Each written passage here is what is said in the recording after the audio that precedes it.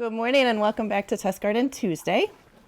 This is one of my favorite times of the year because it's when winter seems like it's stretching on for forever.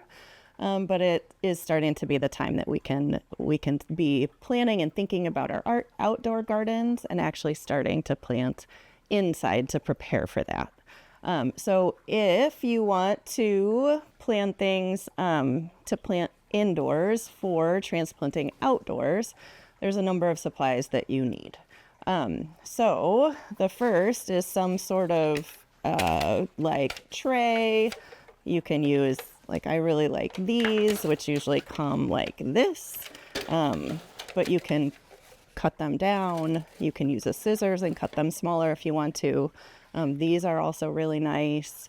If you want to reuse other things, you can also do that. Just make sure that there's drainage holes in the bottom.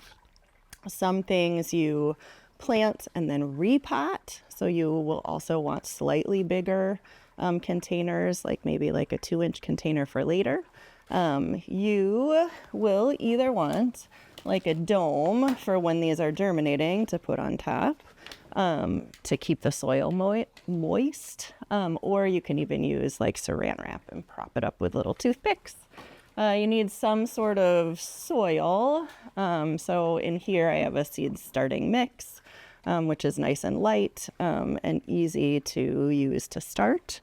And you need some labels. So either little labels like this or some popsicle sticks. I really like painter's tape or masking tape because those don't move around. And of course you need your seeds. So the last thing that I'm not showing here, but you also want some sort of grow lights. Our winters, I mean, we're still in winter. Our days are really short. Our light is indirect. So like to be able to really get things moving, you want some artificial lights, which you can buy relatively inexpensively at a garden center, big box store, that sort of thing. So once you have all of your supplies, the other thing you need to do is to determine what you're going to plant and then a planting schedule. So this seems relatively like simple, but it actually gets kind of complicated. So I like to set up a spreadsheet, figure out when my plants need to go into the ground, and then kind of backwards plan to figure out how long they need indoors. So general rule of thumb here, Mother's Day is usually a good time to think about, like, we're not going to get any more frost. That's like our frost-free day. So I kind of backwards plan from that time. So the things right now to plant are like some greens and some herbs and some cauliflower are really what I'm thinking about. So what I did, just to show you some kind of ways of organizing, is I did this. I filled my trays first with moist soil and I labeled them before I planted them.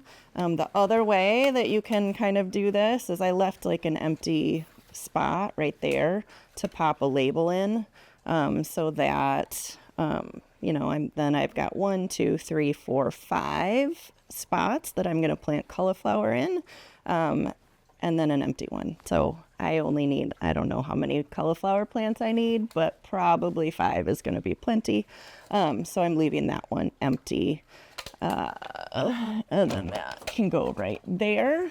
And then the other thing that I like to do, and I'm actually going to do a cauliflower demo, but because these don't need very long inside before they go outside, they can actually go out when it's still pretty cold outside.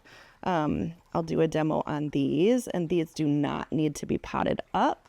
So I like to do it in this kind of container because then I can just carry this right outside to the garden. So the variety that I have is called early snow cauliflower. If you order from us, you'll get a little packet with a handful of seeds inside. What I like to do is moisten my mix first.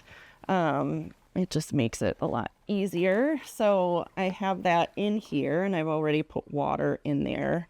And so how I like to fill these then is just kind of going in here, filling like that, and then coming back with my fingers to press it in. taking out any like big chunks of twigs or whatever is in there, and making sure that, there aren't any big pockets of air in the bottom.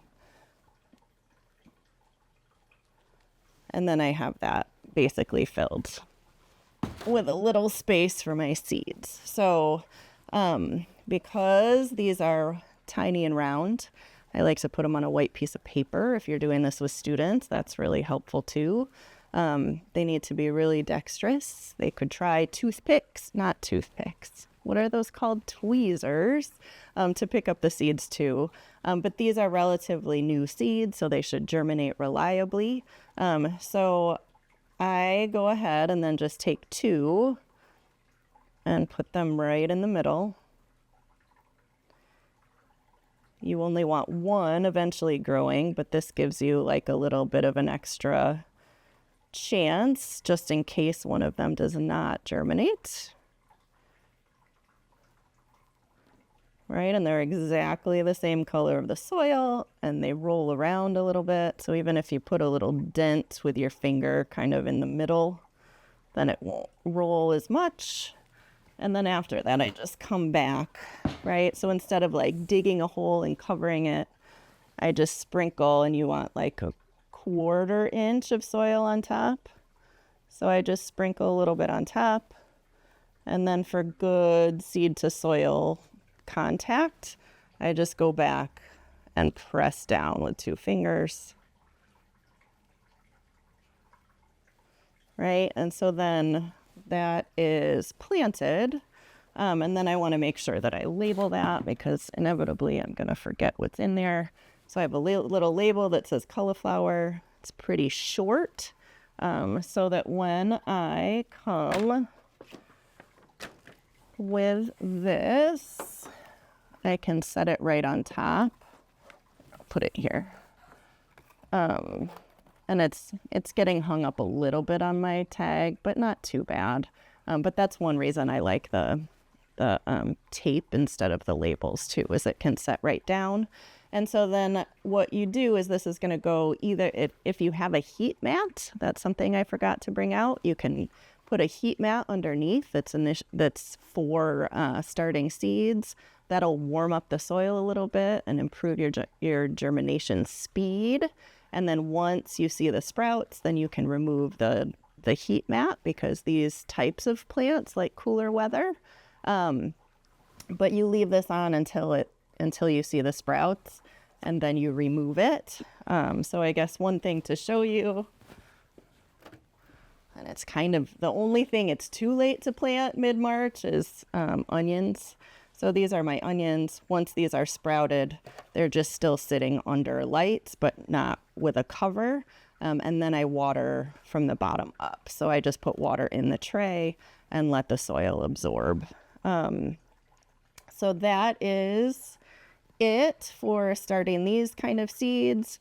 You're going to wait a couple weeks. And then at that point, our next thing to plant is like our broccoli and sage, then our peppers, and then another week later we can do tomato and basil. So so get excited. It's time to really get moving so that you can get things growing in your gardens before the kids leave for the summer. So thanks for coming out.